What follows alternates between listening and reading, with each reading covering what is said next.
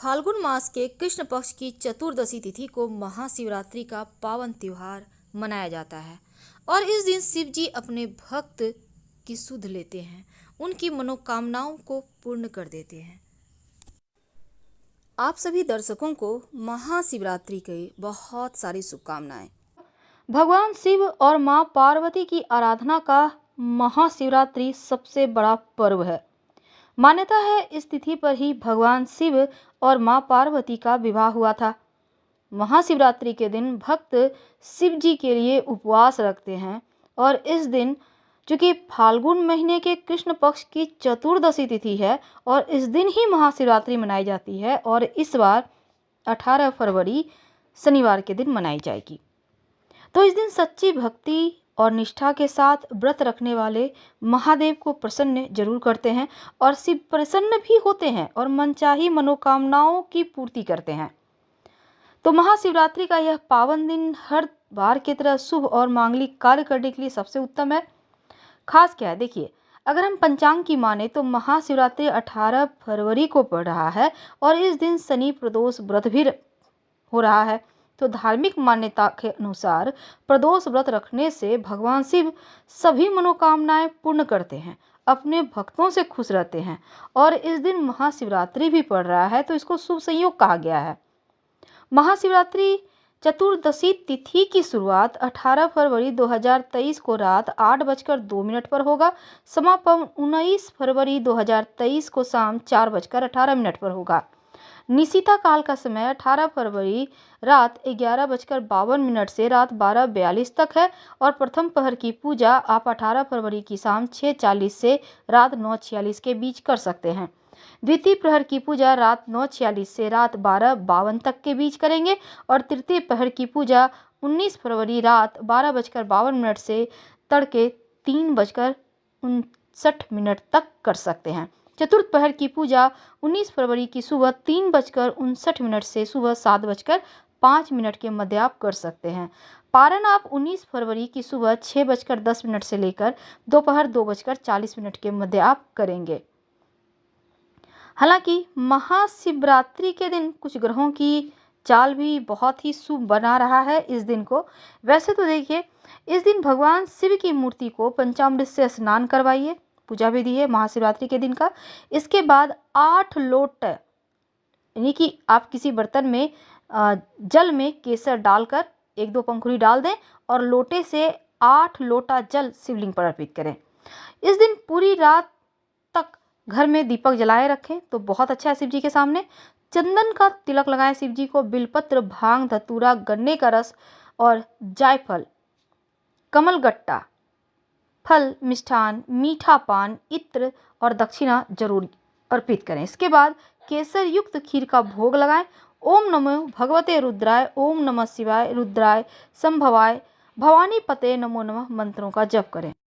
इस दिन शिव पुराण का पाठ जरूर करना चाहिए और रात्रि जागरण करने का विधान है। भगवान शिव की अपार शक्ति और भक्ति का पर्व महाशिवरात्रि हर वर्ष फाल्गुन माह के कृष्ण पक्ष की चतुर्दशी तिथि को मनाया जाता है और इस बार गुरुवार 11 मार्च के दिन मनाई जाएगी। भगवान शिव मां पार्वती की पूरे विधि विधान से पूजा करने का विधान है। उन्हें आप भांग, धतूरा, बिल्वपत्र और बैर जरूर अर्पित करें।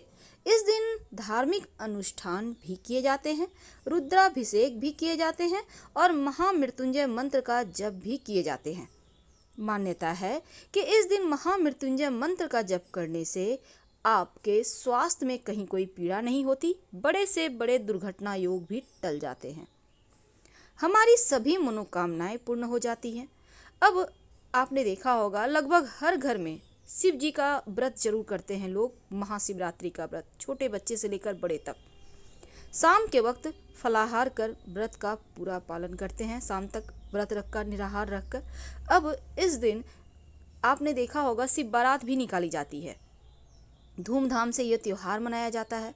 और ज्योतिष में वैसे तो चूंकि महाशिवरात्रि का त्योहार खास योग में मनाया जा रहा है, इस बार शिव योग बन रहा है। अब शिव योग होने से नक्षत्र घनिष्ठा है, चंद्रमा मकर राशि में है, तो इस बार की जो शिवरात्रि है वो बहुत दुर्लभ है, बहुत खास है। जब महाशिवरात्रि के व्रत का आरंभ इस बार त्रयोदशी तिथि में हो रहा है, तो क्या करेंगे? देखिए, सुबह जल्दी उठकर स्नान वगैरह करके स्वच्छ वस्त्र धारण करें, फिर पूजा वाले स्थान की सफाई करें, भगवान शिव, माँ पार्वती की प्रतिमा स्थापित करें। अब पंचामृत से स्नान कराएं। अगर पंचामृत आप चाहें तो अलग अलग भी आप डालकर स्नान करा सकते हैं, जैसे दूध, दही, घी, शहद, शक्कर, फिर जल से स्नान कराएं। अब भांग, धतूरा, फल, मिठाई, पुष्प में अगर आग का पुष्प हो तो सबसे अच्छा। शिव जी को चंदन और गुलाल जरूर अर्पित करें। माँ पार्वती को नए सिंदूर की, यानी कि सिंदूर जो आप नियमित रूप से आप पूजा में यूज कर रहे हैं उसको नहीं यूज कर आपको एक नई पुड़िया से उन्हें अर्पित करना है। फिर जो आपकी उंगली में लगा रह गया उससे खुद की मांग भरें। अब सच्चे मन से महाशिवरात्रि व्रत करने का संकल्प लें। अगर आपके घर के आसपास शिव जी का मंदिर है तो जाकर एक लोटा जल में थोड़ा सा अक्षत, यानी बिना टूटा हुआ चावल, बेलपत्र, पुष्प, दूध, जो भी आपके पास है डालकर जाकर शिवलिंग पर अर्पित करके चले आएं। रात में ही की जाएगी, क्योंकि रात्रि में पूजा करने के विशेष नियम है, विशेष विधान है। तो शिव जी की पूजा में अगर आप बेल का फल उन्हें अर्पित कर पाएं तो ये सर्वोत्तम होगा। इसको हम श्रीफल भी कहते हैं। तो भगवान शिव की आराधना के लिए महाशिवरात्रि बहुत खास मानी जाती है।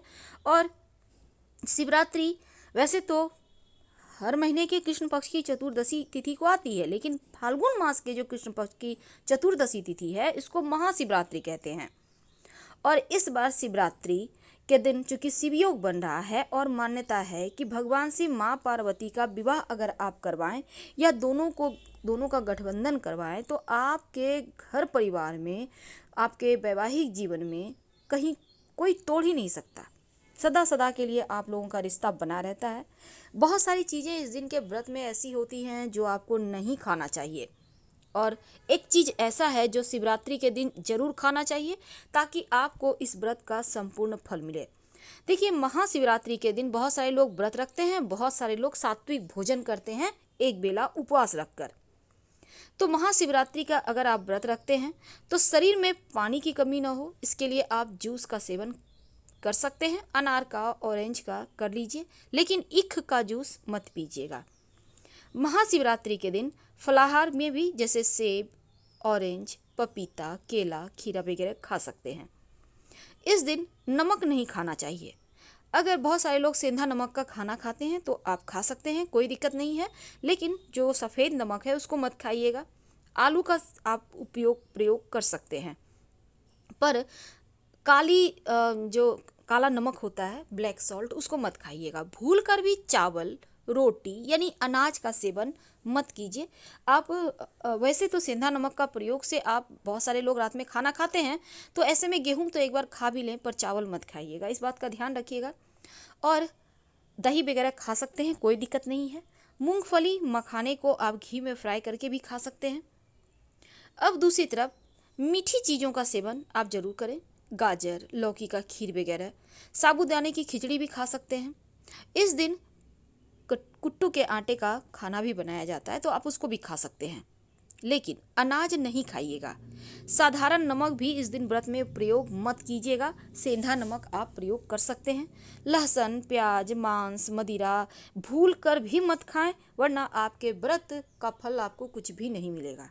तो इन चीज़ों का आपको ध्यान रखना है, लेकिन वो एक खास चीज़ जो शिव जी पर अर्पित भी किए जाएंगे और खाए भी जाएंगे। वैसे तो पंचामृत आप जरूर अर्पित करिएगा, और जो नीर है शिवलिंग पर अर्पित करने के बाद उसको उठाकर घर ले आइएगा और उसको प्रसाद के रूप में जरूर खाइएगा। दूसरी बात, इस दिन आपके पास जो भी है आप सात्विक तरीके से खाना बनाते हैं, तो बहुत सारे लोग खाना खाते हैं, आप फलाहारी भी करते हैं, तो आलू का हलवा, शकरकंद बॉयल करके या सिंघाड़े का हलवा कुछ भी आप खा सकते हैं, कोई दिक्कत नहीं है। लेकिन इस दिन शिव जी के ऊपर, शिवलिंग के ऊपर बैर तो आपको पता होगा, जरूर अर्पित करें, बैर जरूर अर्पित करें।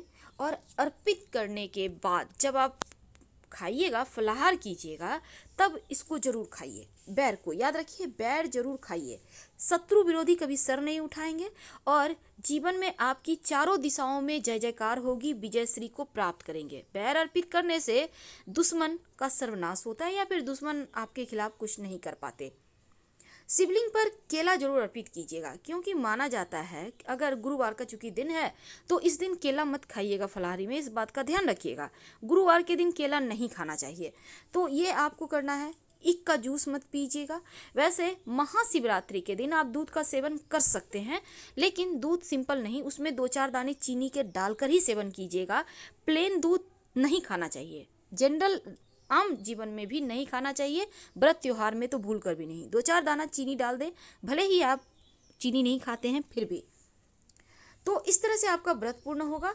और जब आप फलाहारी करें तो उसमें 2 तुलसी के पत्ते डाल लीजिएगा, ताकि आपका व्रत का फल आपको पूरा मिले। और साथ ही शिवरात्रि के अगले दिन एक छोटा सा प्रयोग आपके गुड लक को बढ़ाएगा। क्या करेंगे? अपने घर के पूजा स्थान पर एक पात्र में थोड़ा सा पानी लेकर बैठे, उसमें अपने हाथों को डालें और नमः शिवाय का कुछ देर जप करें। फिर इस पानी को थोड़ा सा गर्म करें, इसमें इलायची डालें और उसी पानी से स्नान करें, या फिर आप उसको अपने सर पर भी हल्का सा छींटा डाल सकते हैं। इससे आपका भाग्योदय होगा, जीवन की परेशानियां समाप्त होगी। और साथ ही अगले दिन चूँकि शिवरात्रि के रात में शिव जी की पूजा होगी, तो अगले दिन मरजात होगा, तो इस दिन विशेष पूजा जरूर कीजिएगा। और पान के पत्ते से शिव जी की, जैसे दूल्हे का गाल सेका जाता है वैसे ही सेकिए। माँ पार्वती को नए सिंदूर के गद्दी से यानी कि किया से आप उनको सिंदूर लगाइए और वो उसको आप जीवन पर्यंत व्यवहार कीजिए, यानी कि जिससे आप सिंदूर खुद को रोज लगाती हैं उसी में डालकर रख लें और ये माँ का आशीर्वाद होगा। तो शिव जी की पूजा में कुछ वस्तुएं हैं जो नहीं अर्पित की जाती, कुछ चीज़ें जरूर अर्पित करनी चाहिए। तो आज हम फिलहाल तो सबसे अंत में महाशिवरात्रि के दिन 2 चीज़ शिव जी को चढ़ाई भी जाती है और खाई भी जाती है प्रसाद के रूप में। ऐसा नहीं है कि आप चढ़ाकर ही खाना है, लेकिन हाँ, पहली वस्तु है बैर। बैर तो आपको पता है, लेकिन जब आप बैर लीजिएगा तो मीठे पके हुए लीजिएगा। ये नहीं कि कच्चा ले जाके चढ़ा दिया, बिल्कुल नहीं। सुंदर सा देख कर मीठे मीठे बैर कितनी चढ़ाएंगे? 7 की संख्या में, और 7 चढ़ाकर 1 ले आइए और प्रसाद के रूप में खाइए। वैसे आप अलग से भी बहुत सारा चढ़ा सकते हैं, लेकिन आपको बैर लाना है और खाना है। और मंजरी भी शिव जी को चढ़ाइए और थोड़ा थोड़ा सबको ही खाइए। हर हर महादेव।